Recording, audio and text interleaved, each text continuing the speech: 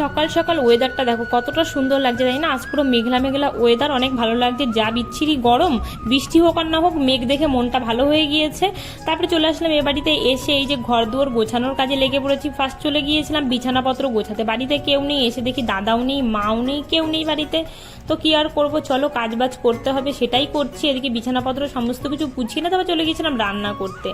রান্না আজকে করছি এই যে যা যা রান্না করব সেই সমস্ত সবজি বের করে নিয়েছি, এবার সবজি কাটতে হবে সমস্ত কিছু। আজ আমার নিরামিষ, যেহেতু সোমবার, তাই আর কি রান্না করব কি করব এটাই ভাবনা চিন্তা করছিলাম আমি আর কি।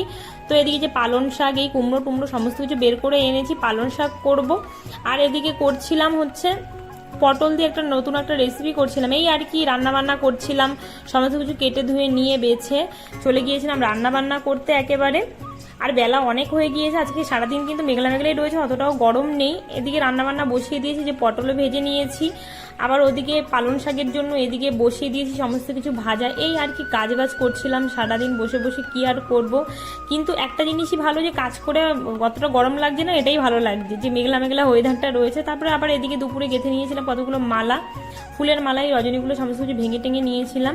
তারপরে মালা গাচ্ছিলাম, মালা গাঁথতে গাঁথতে মা ডাকলো ভাত খেয়ে যা। তারপরে রাতে আবার খাওয়া দাওয়া করে রাতে আবার এই যে রান্না বসিয়ে দিয়েছি। রাতে করেছিলাম সয়াবিন আর করেছিলাম ভাত। আমি এ বাড়িতে বসেই রান্নাবান্না করেছিলাম, কারণ আমার বাড়ি যেতে যেতে বেজে গিয়েছিল সেই 9:30 মতন। আর কি করবো, তো এই বাড়ি থেকে রান্না করেছি। তারপরে এই যে রাতে বাড়িতে গিয়ে খাওয়া দাওয়া কমপ্লিট করে আর কি ঘুমানোর সময় ঘুমিয়ে পড়বো আর কি। তো এই যে বিছানাপত্র সমস্ত কিছু করা হয়ে গিয়েছে। আর আমি কিছু একটা বলছিলাম ভিডিওর ভেতরে, কি বলছিলাম সেটা তোমরা আশা করি পরে শুনতেই পাবে, সঙ্গে থাকো, সবই দেখতে পাবে। এই যে বিছানাপত্রও করে নিয়েছি, এবার শুধু ঘুমালেই হয়ে যাবে, সমস্ত কাজবাজ আমার করা কমপ্লিট। তো তোমরা সঙ্গে থাকো, দেখতে থাকো ভিডিওটায় কি কি করলাম আমি। হ্যালো এভরিওয়ান, আমি Ananya. Welcome back to my channel Ananya Majumdar. এই চ্যানেলে আপনাদের অনেক অনেক স্বাগত আর অনেক অনেক ভালোবাসা। এখন সময় হয়েছে 9:40, আমি এখন থেকে ভিডিওটা স্টার্ট করছি। আমার স্নান বাসি কাজ সমস্ত কিছু হয়ে গিয়েছে, ঠাকুরকে পুজো দেওয়া হয়ে গিয়েছে। আর এই যে আমি রেডি হয়ে গিয়েছি, এখন যাবো আমি ও বাড়িতে। তো চলো সঙ্গে থাকো, দেখতে থাকো, আর সারাদিন আমি কি কি করি চলো ভিডিওটা স্টার্ট করা যাক। এই দেখো আমার ঠাকুরের পুজো টুজো দেওয়া হয়ে গিয়েছে। এই যে আমি বেরিয়ে পড়েছি, এখন যাচ্ছি আমি ও বাড়িতে। আর ওয়েদারটা কতটা সুন্দর, পুরো মেঘলা মেঘলা ওয়েদার, কি দারুণ লাগছে মাঠটা দেখতে, তাই না? পুরো মেঘ মেঘ, রোদ নেই, কিছু নেই, ভালোই লাগছে দেখতে, ওয়েদারটা ঠান্ডা ঠান্ডা আছে। আমি এই যে এক্ষুনি চলে আসলাম এই বাড়িতে এসে, এবার এই বাড়ির কাজ শুরু করতে হবে। সারা ঘর দৌড় এলোমেলো করা, এখন সব আমার গোছাতে হবে। চলো তাহলে কাজ করতে থাকি, আর কি করব, কাজ তো করতেই হবে, তাই না? দেখো বিছানাপত্র মা চলে গিয়েছে কাজে, এটা হচ্ছে মায়ের বিছানা, এটা এখন গোছাতে হবে। সারা ঘর পুরো এলোমেলো করা রয়েছে, সব গোছাতে হবে। দেখো ঘরের অবস্থা দেখো। এখানে দাদা কাজে চলে গিয়েছে, ওর মতন এখানে সমস্ত কিছু রেখে চলে গিয়েছে স্নান টান করে। রান্নাঘরের অবস্থা দেখো, এটা এখন পুরো গোছাতে হবে।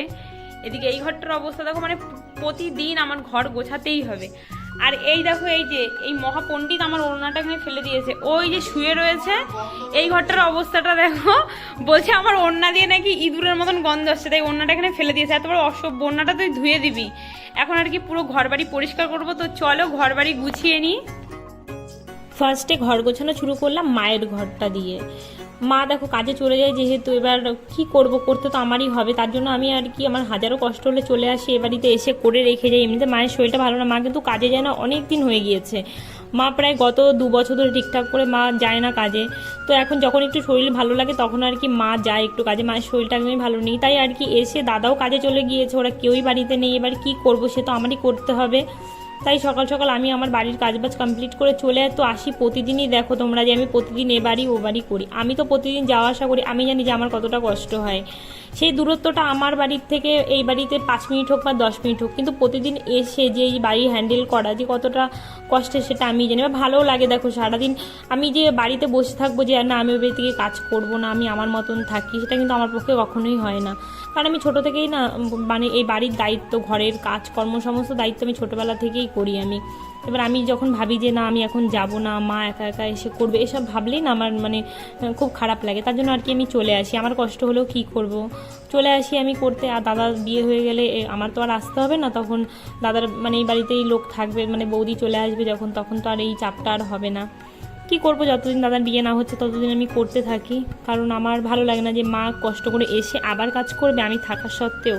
এটা ভেবেই চলে আসি কাজ করতে। আর কি বলবো, যে কথা বলতে বলতে মায়ের ঘরটাও গোছানো হয়ে গিয়েছে। তারপরে এসে এই যে দাদার খাটটা গুছিয়ে নিলাম, আর দাদার জামা কাপড় এক গাদা ছিল সেগুলোও সমস্ত কিছু গুছিয়ে নিলাম। তারপরে চলে আসলাম ঘর ঝাড় দিতে, ঘরটার ঝাড় দিয়ে নিলাম।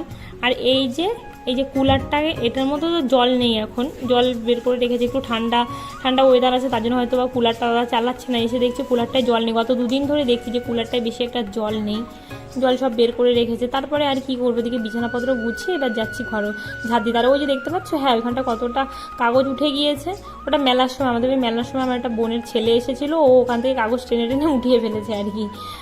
তার জন্য এরকম, দেখো সারা ঘরে আমাদের কিন্তু এরকমই পাতানো এখনও, মানে পাথর বসাবে বলে জাস্ট এরকম করে রেখেছে, এর জন্য আর শানটা করেনি, মানে মেঝে করেনি আর কি, জাস্ট এরকম করে রেখে দিয়েছে। পাথর বসাবে, এর জন্য দেখা যাক কবে কি পাথর বসায়।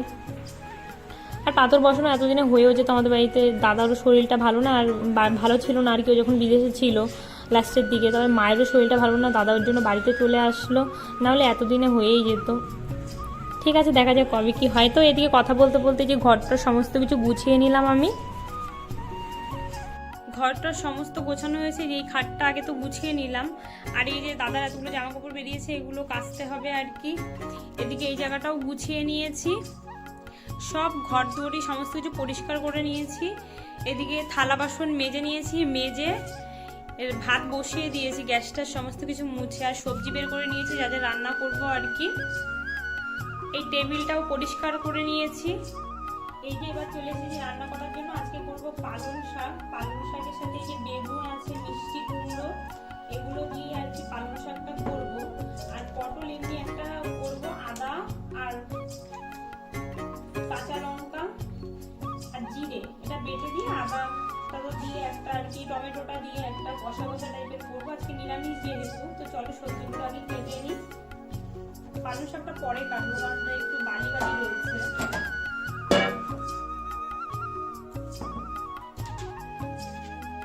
আগে কুমড়োটাই কেটে নিই।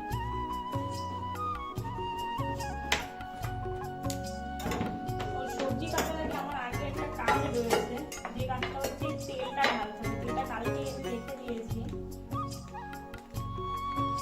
আমার তেল এরকম তেল আমি রাখি হচ্ছে কেন বলো তো, কারণ না ইঁদুরে তেলের বোতল যদি রাখি তাহলে তেল একদম তেলের বোতল কেটেও দেয় ইঁদুরে মাঝে মাঝে। তার জন্য আর কি এরকম তেল রাখা, যখন ক্যান বানিয়েছি ক্যানের ভেতরে এরকম তেল রেখে দিয়েছি। এরকম আমার সাথে 2 বার এরকম অভিজ্ঞতা হয়েছে যে ইঁদুরে তেলের বোতল কেটে দেয়।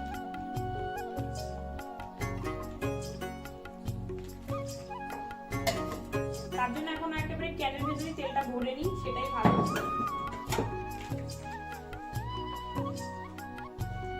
চলো এবার সবজিটা কেটে নিই।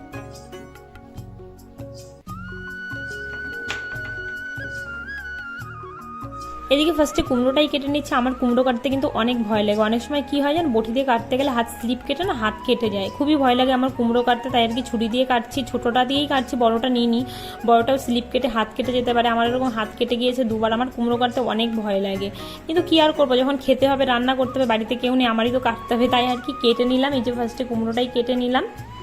আর কুমড়োটা মনে হচ্ছে বেশি একটা মিষ্টি হবে না। এরপরে কেটে নিচ্ছে এই যে বেগুন।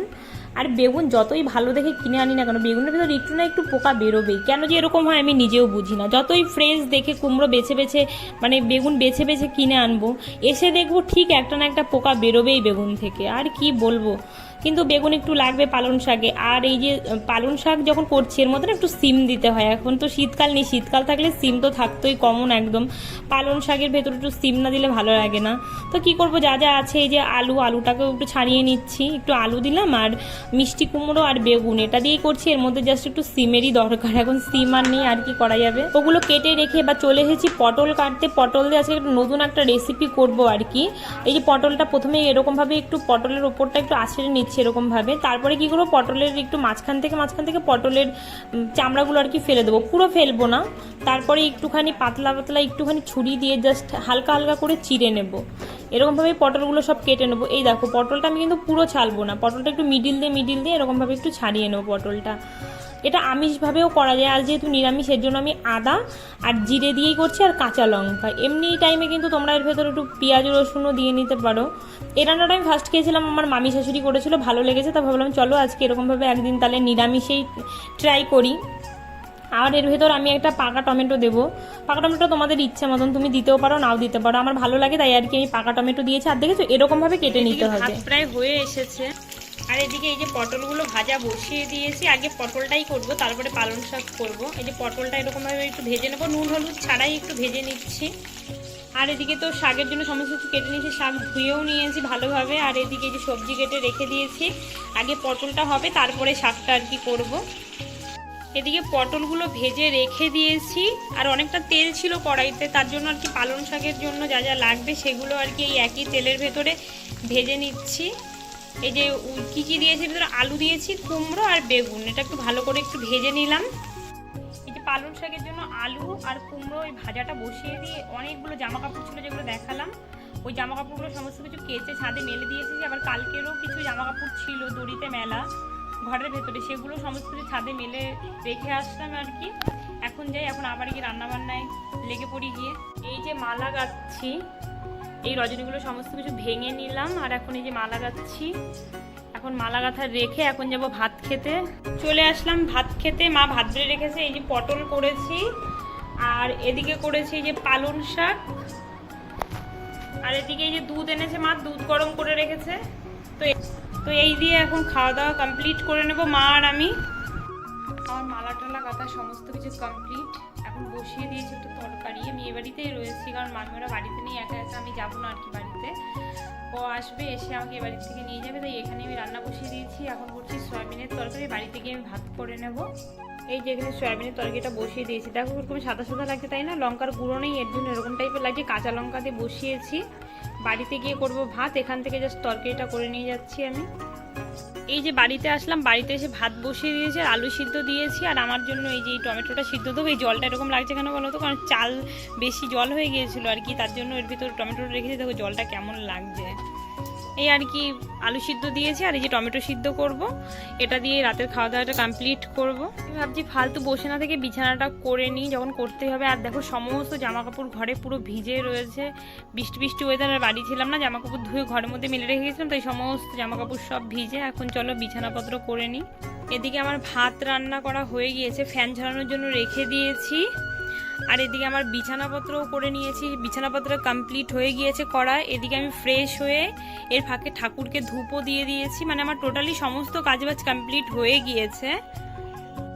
আমাদের খাওয়া দাওয়া কমপ্লিট হয়ে গিয়েছে, এখন শুয়ে পড়বো। আর বাইরে বৃষ্টি হচ্ছে, গুড়ি গুড়ি বৃষ্টি পড়ছে, আওয়াজ নিশ্চয়ই শোনাই যাচ্ছে।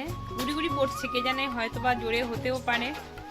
তো আর কি বলবো, খাওয়া দাওয়া সমস্ত কিছু কমপ্লিট। আর দিকে বিছানাপত্র তো আমি অনেক আগেই করে রেখে দিয়েছি, আর এখন আর করার কোনো ব্যাপার নেই। তো চলো আজকের ভিডিওটা আমি এখানে শেষ করছি। ভিডিওটা যদি তোমাদের ভালো লেগে থাকে তাহলে একটা like, comment, share and subscribe করতে ভুলো না। দেখা হচ্ছে অন্য কোনো ভিডিওতে, ততক্ষণ সবাই ভালো থেকো, সুস্থ থেকো। আজকের মতন এই অবধি, চলো টাটা, আর হ্যাঁ গুড নাইট।